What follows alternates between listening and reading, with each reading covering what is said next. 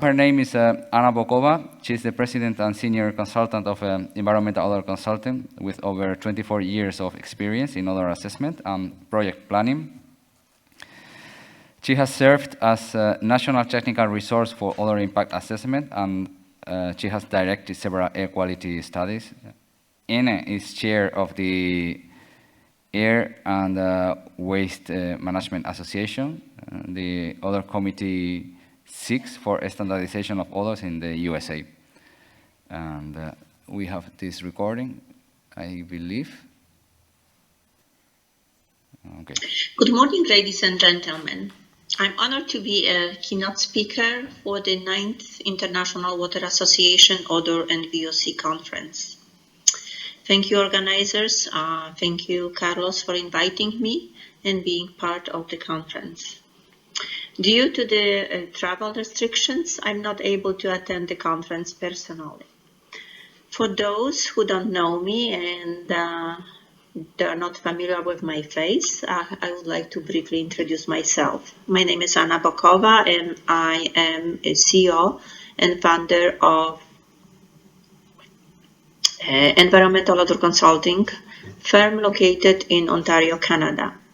I have 30 years of experience in odor assessment, including planning, odor testing, ambient monitoring, odor analysis.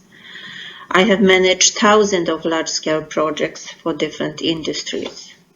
I serve as expert witness at trials and hearings involving odor issues in Canada, USA, and Europe. I hope that previous presentation done by other odor experts outline common approaches for odor regulations. As we know, the odor legislations differ between countries, provinces, states, and jurisdictions.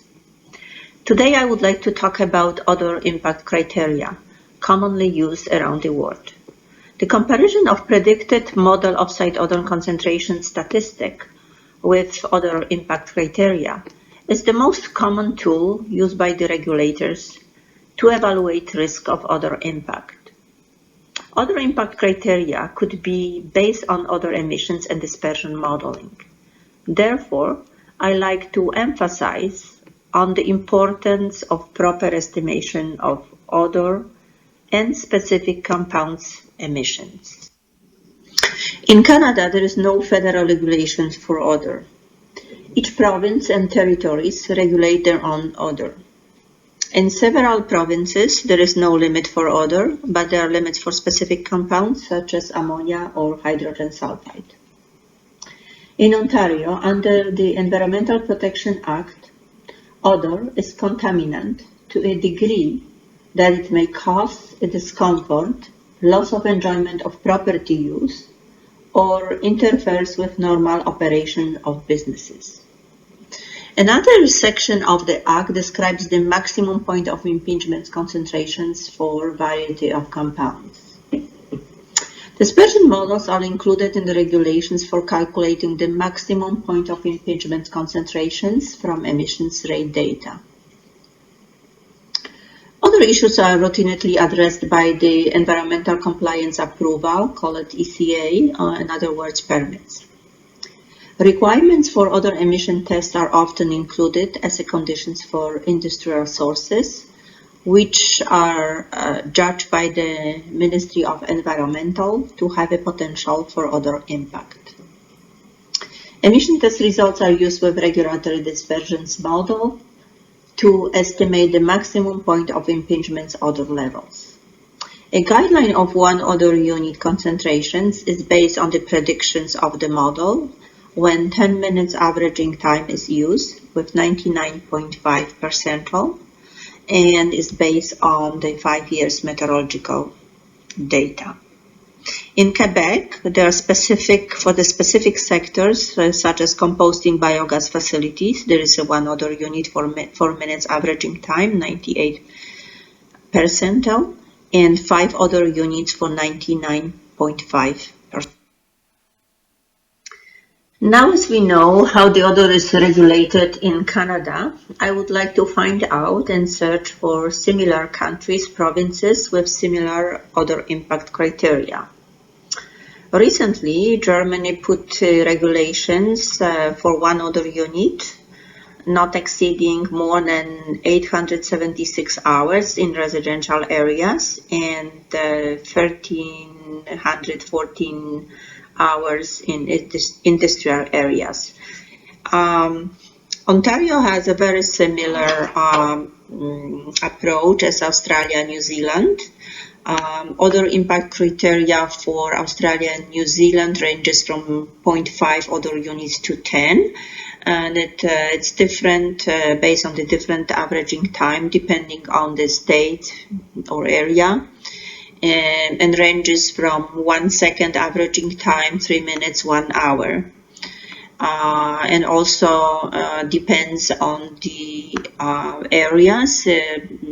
Some of them calls for the nearest receptor, or some of them calls for the boundary of the facility.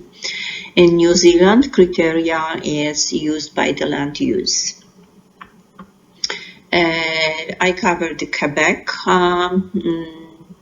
one odor unit. In France, for example, for composting and rendering plants, there is a 5 odor unit, 98% for 1 hour.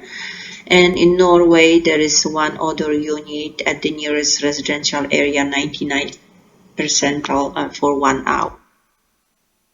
As mentioned before, the results of the dispersion modeling are compared with the odor impact criteria. Therefore, it is important that the proper emission rates are put into the model. Otherwise, the offsite concentrations might be underestimated or overestimated. Therefore, the odor testing is very important and plays a significant role in estimation of the odor emissions.